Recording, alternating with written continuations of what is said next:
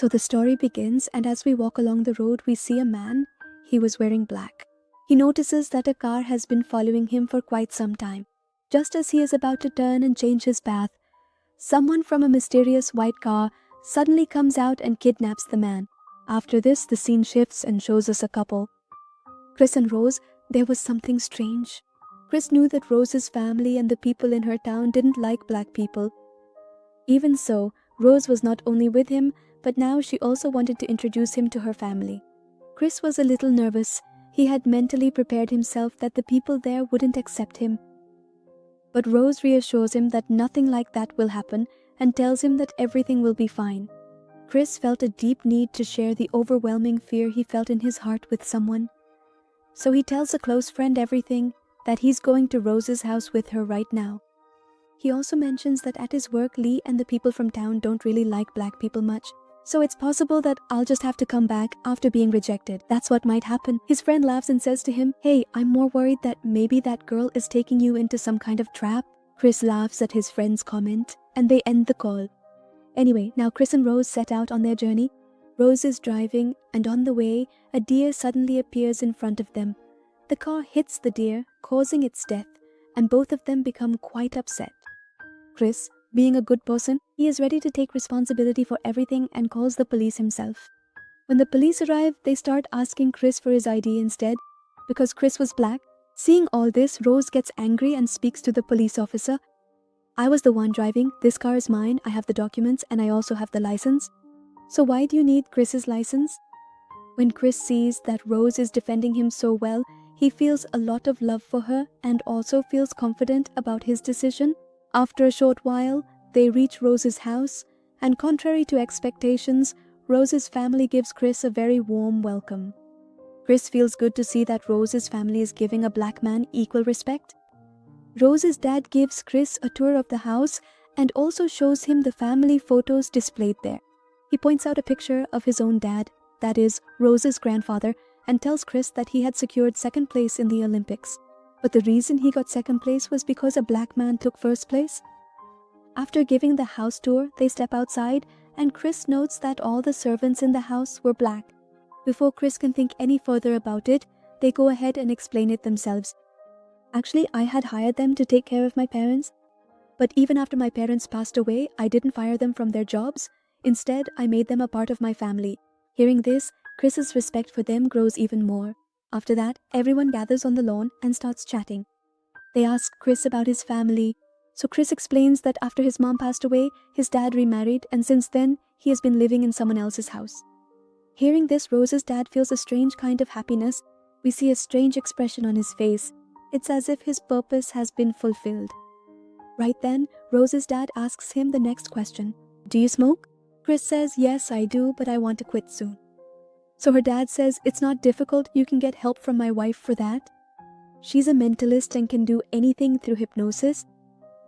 She hypnotized me too and made me quit my secret habit." Chris finds it a bit strange that a habit he's been trying to quit for so many years could go away with just one hypnosis session. Anyway, he smiles and politely declines here. Anyway, it's directly dinner time now, and while having dinner, Chris notices that the people in the house are watching him in a strange way. Just then, Rose's brother also joins them, and he says some pretty weird things to Chris and even tells him to fight. But Chris very wisely refuses him. After dinner, they go to their room, and Rose apologizes to Chris for her brother's behavior. But Chris says that he didn't mind at all. After that, they try to sleep and eventually fall asleep. But Chris couldn't sleep that night.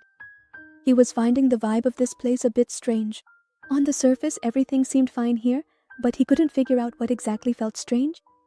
Confused, he steps outside the house and sees that the man who was gardening earlier is now running quickly towards him. He gets scared, but the man just passes by him without doing anything and goes back to his own path, as if he was practicing running. When he looks up at the window, he sees the same woman standing there. She was still staring at him with those strange eyes. All of this felt extremely strange to him, so he went back inside. He had even smoked outside. Now, as soon as he came inside the house, Raz's mom could tell from his smell that he had been smoking, so she said to him, "This habit of yours isn't good. Come sit down, I'll help you get rid of it." Grace didn't want to sit down, but for some reason, There was something about them that kept drawing Chris towards them, and he ended up sitting on the sofa in front of them. At that moment, the woman had a cup of tea and a spoon in her hand, which she kept stirring repeatedly. They asked Chris about the day his mom died, which makes Chris a bit awkward. He didn't want to answer, but we saw that as soon as the woman started stirring the spoon in the cup more rapidly, Chris seemed to become hypnotized. Tears welled up in his eyes, and as if in a trance, he started telling this woman everything he didn't even want to share, unable to understand what was happening to him. The woman was hypnotizing him with just a cup and a spoon. In just a short period of time, she gains so much control over Chris that his mind drifts into a void, into a vast and empty world, while in reality he can still feel his body. He could see, he could hear, but he simply could not speak or move his body. The next day he is suddenly startled. What happened this time was actually just a product of his imagination. He felt extremely grateful for everything, took his camera, went outside, walked around for a while, took some beautiful pictures in the forest, and when he finally returned, he unexpectedly ran into the gardener. He wanted to talk to her nicely, to become her friend. But here, Chris feels something strange, that even though the boy is young, he talks like an old man. At this point, Chris also stops talking, and then the boy asks, "How was your session last night?" Chris looks at him strangely, so the boy says it himself. The same hypnosis and cigarette quitting session. Chris gets scared by his words. Everything that happened last night, which he thought was just his imagination, was actually real. He goes to Rose and says, "Your mom didn't do right by me. She hypnotized me without my permission." The thing is, their session actually worked, and now just thinking about cigarettes makes me feel nauseous. He tells Rose that none of this was right. Now he doesn't feel like staying here anymore. He was just saying this when he noticed something. One after another, there were so many things here that he was shocked to see them. Rose tells him that mom has thrown a party to celebrate his arrival. She says, "Let's go downstairs." He forgets everything else and goes downstairs. Now something else strange happens here. He notices that all the guests at the party are elderly people and all of them are white. Seeing so many white people except for one person, Chris feels a bit uncomfortable and goes over to talk to the only black man there. He notices that this guy doesn't seem very young. After that, he sees that the man is dressed in very old-fashioned clothes, and at the same time, when Chris meets his wife, he becomes even more surprised. His wife was a white lady who looked about 30 years older than him, and this guy was also talking like an old man. At this moment, Chris notices one more thing. All the black people present there had covered their foreheads, whether it was this man or the servants working in the house. Disturbed by all these things, he heads towards the empty garden. Then one of the men present there starts praising Chris's photography. However, Chris had neither told him that he was a photographer nor shown him any of his work. Then the man says that he too used to be a very good painter, but now his eyesight has weakened, which is why he can't do much anymore. He wants to be even more and goes back to his room. There, his phone was plugged in for charging, but someone had unplugged it. He saw that it was the black lady. She started apologizing to him, saying that maybe she had unplugged it while cleaning. He said it was okay. At that moment, he was feeling a connection with this girl. He becomes comfortable with her and starts telling her about his fears, about how he felt that something was very wrong here. The girl smiles and tells him not to be afraid, that this family is very nice, but another strange thing happens. While saying all this, tears start to fall from the girl's eyes. Chris, now even more confused, calls his detective friend and tells him everything about how strange things are happening here. He mentions that there is a strange party here where only old people have come, and he also tells him about his hypnosis session. After hearing all this, the man immediately tells Chris to run away from there because he feels that this family will hypnotize him and make him their slave. Anyway, Chris goes back inside the party, where as soon as people see him, they start talking about him. They start talking about his body shape as if he is not a real person, but merely a product. He gets even more suspicious and tries to take a quick picture of the only young black man at the party so he can send it to his detective friend. But by mistake, his camera flash turns on, and the bright light hits the man's eyes, and suddenly, something very strange happens to him. Blood starts coming out of his nose, and panicking, he lunges at Chris. He starts attacking him and shouts at Chris to get out of there immediately. Everyone comes together to save Chris, and then they take that man into a room and lock it up securely. Now Chris was sitting outside alone. After a while, when everyone came back out, that man had become completely normal and was even apologizing to Chris for what he had done. But now Chris was scared of all these things. Roz tries to reassure Chris, telling him not to be afraid, saying that this man just has an illness. Whenever he sees something, he starts having attacks. He gets up from there and goes to the side where Roz is also with him, trying to comfort him. Chris says, "I'm scared now and I want to leave from here." Roz tries to reassure him firmly, saying, "It's just a matter of a little while longer, then we'll both leave from here." Chris also finds Roz's words reasonable. He just had to endure it for a little while longer. After all, he had to spend his life with Roz. He agrees with Roz again and returns home with her. During this time, he had sent his friend a picture of the black man who had come to the party and had attacked Chris. Seeing this, the detective becomes extremely worried and immediately calls Chris, telling him that he is in great danger. "This man's name is not what you told me. His real name is Andre and he was kidnapped 6 months ago. Since then, there has been no trace of him until now." It turns out that this is the same man who was shown being kidnapped at the start of the movie. After hearing what the detective said, Chris decides to leave and starts packing his bag. During this time, Rose comes into the room, so Chris asks her for the car keys. Rose says, "I don't have the keys." "Wait, I'll go find them." At this moment, Rose was also nervous. She says to Chris, "At least tell me what's going on. Do we really have to leave?" He replies, "This isn't the time to talk about all this. I'll explain everything as soon as we get out of here." Rose goes back downstairs to look for the keys, and during this time she notices that the door of a cupboard is open. When she looks at the cupboard, she sees a box inside. Inside the box, there are a lot of photographs, and in every photo, there is a different guy with Rose, and all of them are black men. So did Rose lie to him when she said he was her first black partner? Here, all the men in the photos were black, and among these pictures were also photos of the 2 people who work in this house. He realized that Rose must also be involved with her family and is part of some big mission.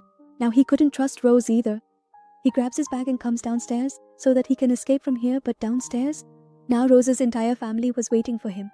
With weapons in their hands, at this moment he yells at Rose and she tearfully says she can't find the car keys. After hearing this, he started moving ahead alone from there. But just then, Rose also revealed her true colors. She showed that she actually had the keys with her, but she didn't want to give them. Now, when he tries to go outside, Rose's brother blocks his way, and when he tries to attack Rose's brother, Rose's mom, tapping a spoon on a cup from behind, hypnotizes him and paralyzes his body. His brain suddenly goes completely wild. He can't understand anything. After that, the whole family starts taking him to the basement. Meanwhile, the detective who kept trying to call Chris repeatedly. When Chris doesn't answer his calls, he realizes that Chris is in danger. He gathers all the black people in his department and tells them about Chris's predicament, but no one believes his strange story. Because he was saying that the white people have hypnotized Chris and made him their slave. Anyway, from what they say, the detective realizes that whatever needs to be done, he'll have to do it himself. On the other hand, Chris regains consciousness in the basement and finds himself tied to a chair.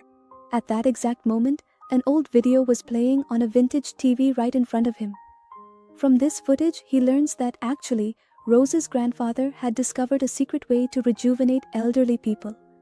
When he lost a race to a black man, he realized that black people's physical bodies are much stronger than white people's, and that black people get sick far less often than white people.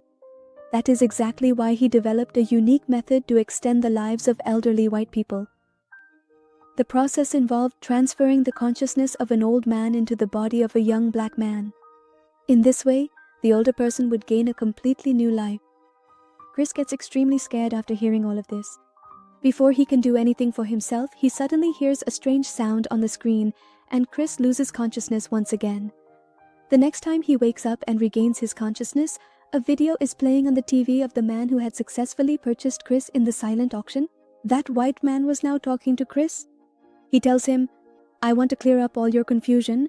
After what is about to happen to you, I will have complete control over your entire body. To begin the process, the very first step is that you are hypnotized and transported deep into the dark void of the sunken place. Your mind is sent to a world where it can no longer function or interact with the world. After that, there will be a complex operation in which my own brain will be surgically implanted into your body, and then I will have complete and total control over your body." Now Chris understood the whole game. In fact, Rose was also a major part of this scheme. She used to lure black people and bring them to this house, and Rose's mom and dad would sell those black people to wealthy buyers. And the rich and sick people who wanted to extend their lives would buy the bodies of black people in this way to prolong their own lives. And in those black bodies, the minds and lives of the original black people would be lost as if they had died. In fact, the same thing had been done to the first 3 black people he had seen here. That's why when she was telling the other guests that this family was really very good, tears were coming to her eyes. Actually, the dialogue she was speaking was that of a white woman, but through it, she wanted to convey her real feelings, that she was in danger and should escape from there. She couldn't express these feelings directly, so her emotions came out through her tears. He always kept his head covered because he had a surgery scar on his head that he always wanted to hide. At this moment, Grace notices that she was taking out some quarters from the chair he was sitting on, but what could he do now anyway? Here, the sound of a spoon is heard again on the screen and Grace loses consciousness. Here we are shown Rose's father, who was a doctor, a neurosurgeon. He carefully extracts the brain from that wealthy man's skull so that it can be transplanted into Chris's body. Now, as his brother enters the room to get Chris suddenly gets up and attacks him from behind. It is revealed that when he was supposed to hear the sound of the cup and spoon and become unconscious, he had put cotton in his ears, because of which he was not hypnotized at all and managed to free himself.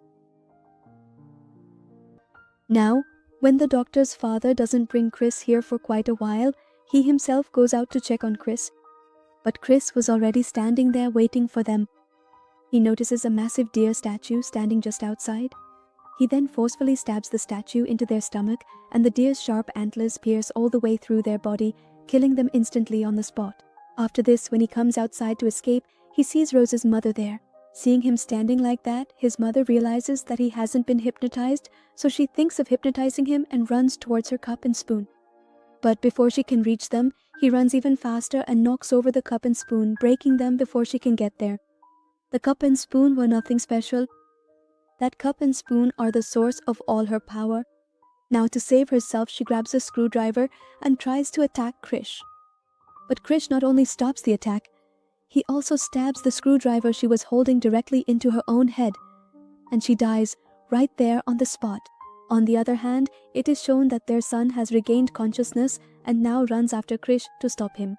But at this very moment, Krish suddenly uses the sharp screwdriver he is holding to launch a brutal attack on the man. Then, he quickly frees himself and prepares to escape from there. Meanwhile, upstairs, Rose, with her headphones on, was happily out looking for a new victim while he had managed to get out of there.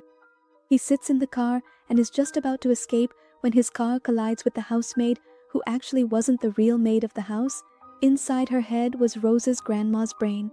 Even though Chris shouldn't have been thinking about her at that moment, when he sees the girl lying on the road, he is reminded of his mom. His mom had died in exactly the same way when he was a child. In an accident, she had fallen on the road just like this, and since Chris was very young, he couldn't call an ambulance. Remembering all these things, he decides to rescue the woman so that the regrets from his childhood can finally leave his heart. It turns out that Rose also heard the sound of the accident from upstairs. She too goes outside with a gun, while in the car, the woman suddenly attacks Chris, accusing him of killing her entire family. Because of her attack, Chris loses focus while driving the car. The car loses balance and crashes into a tree, and as a result of this accident, the girl is killed again while Chris survives. He tries to get out of the car and escape, but Rose fires several shots at him from behind, and Chris manages to dodge all the bullets. So here, Rose calls out to her grandpa. That is, she calls out to the man whose head contains her grandpa's brain. Now, since her grandpa used to be a great runner, he quickly catches up to Chris and starts strangling him to death. At this moment, Chris gets an idea in his mind. He takes out his phone and turns on the flash, which brings the boy, who was actually hypnotized, back to his real state. As soon as he regains consciousness, the man understands the whole situation in a second, that he was hypnotized and someone else's brain was put into his head. The one who mostly has control over his body also absorbs the deception given by Rose, and when he acts in front of Rose, he says, "Give me that gun, I want to kill this man."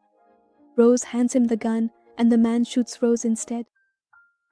Rose collapses there in an injured state, And after that, this man shoots himself as well, because he knew that the effect of the flashlight would only last for a short while, and after that, he would once again fall under the control of that old man's mind, which he did not want to let happen. He didn't want anyone else to have control over his body, so at that moment the man took his own life.